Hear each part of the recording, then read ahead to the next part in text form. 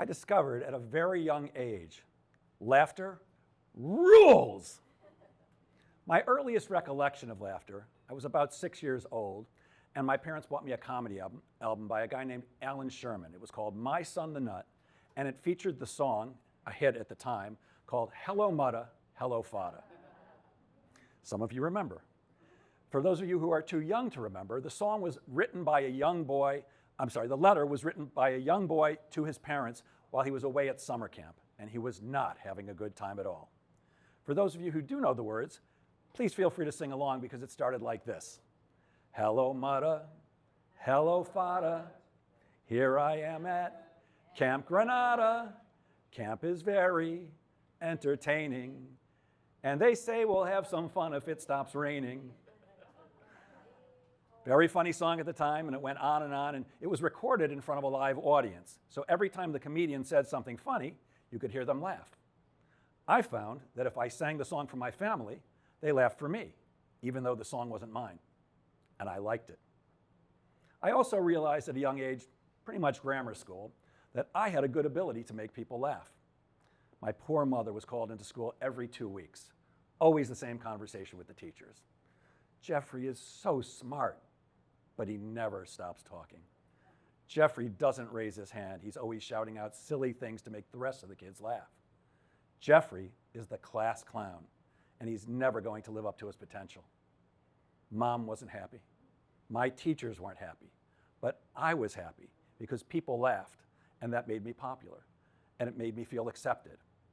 To this day, I still so crave that acceptance that I became a stand-up comedian.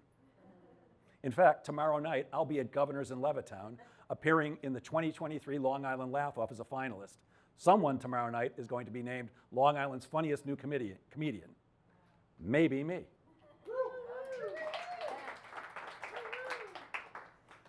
Teachers tell you stuff so that you can learn. The thing that I heard most often from my teachers was, I think you know the way to the principal's office, young man. I did. I'd like to be able to go back to every single one of those teachers who ever said, do you think you're funny, mister? Today, the answer would be, yes. Yes, I do. So what is it about laughter? Well, clearly there are different types. There's the nervous or uncomfortable laugh when somebody says something off color. There's the laugh that we give to our boss when they say something that's not funny, but we want to kiss their ass. There's the canned laughter that TV programs use to inspire us to laugh when something funny is on the screen, and many, many more. My personal favorite, the belly laugh. That's the one that happens when we say or do something that's so funny, we're left holding our sides and literally gasping for breath. That's what I'm going for when I'm on stage doing stand-up, the belly laugh. I want people to spit their drinks through their nose. So why is laughter important? Well, laughter provides us with relief. We live in a crazy world. War, the pandemic, the economy, and don't get me started on politics. Most of us walk around stressed out of our minds all day long.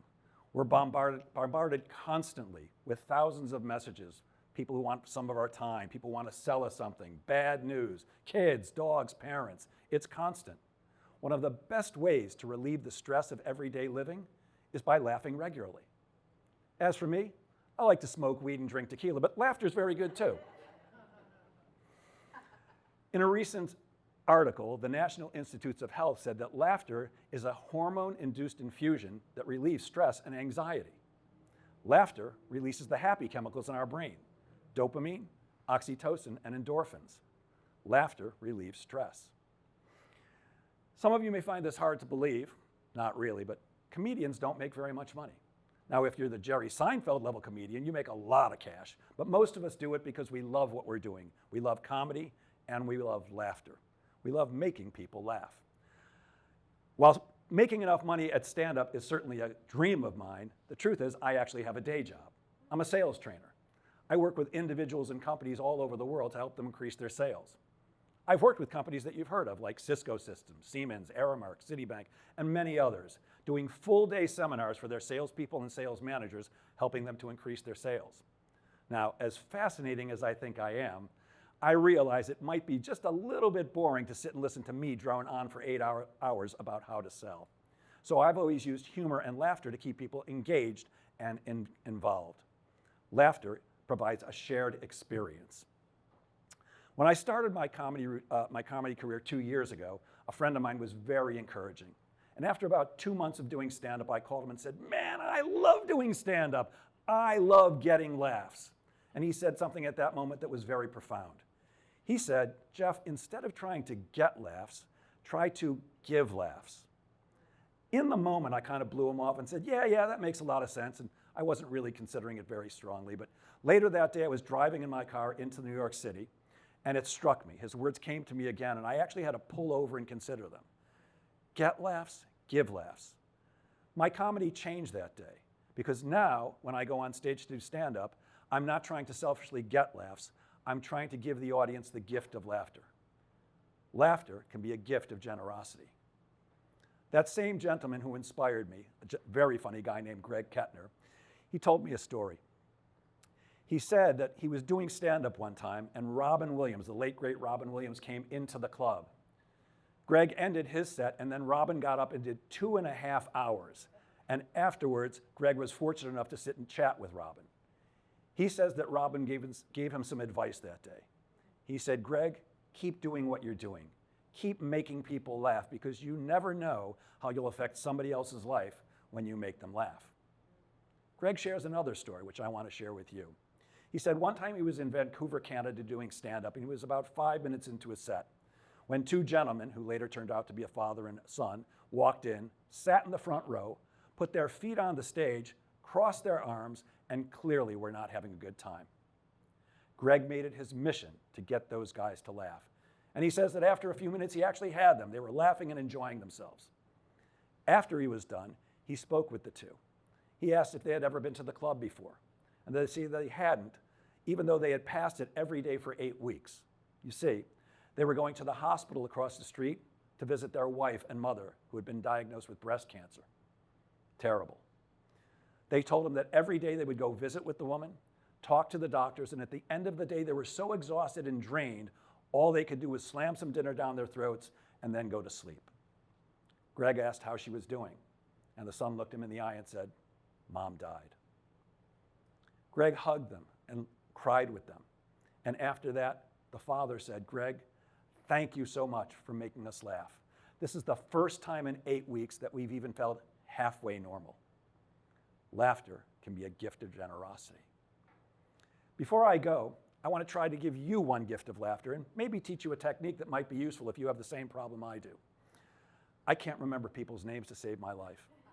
In fact, every morning I have to check my driver's license just to remember my own name. So I've come up with a technique for when I meet somebody who I know, but I can't remember their name. In fact, I used it just last Saturday.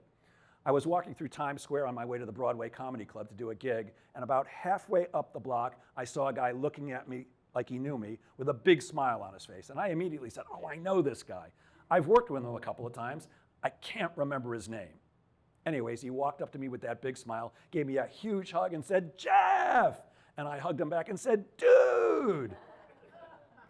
Then we chatted for a couple of minutes and I came clean. I said, "Hey man, I've got to admit it. I know we've met a couple of times. I know you. I just can't remember your name. What is it again?" And he looked at me like I was kind of crazy and he said, "Jeff, it's me, Dave." And I said, "No, I know your first name, Dave. I don't remember your last name." And he said, "Chappelle." Thank you. So if you laughed, if you guffawed, if you even giggled at that one, I urge you, pay it forward. Go out into the world and give people the gift of laughter, because as Robin Williams said, you never know how you'll affect somebody else's life when you make them laugh. Thank you.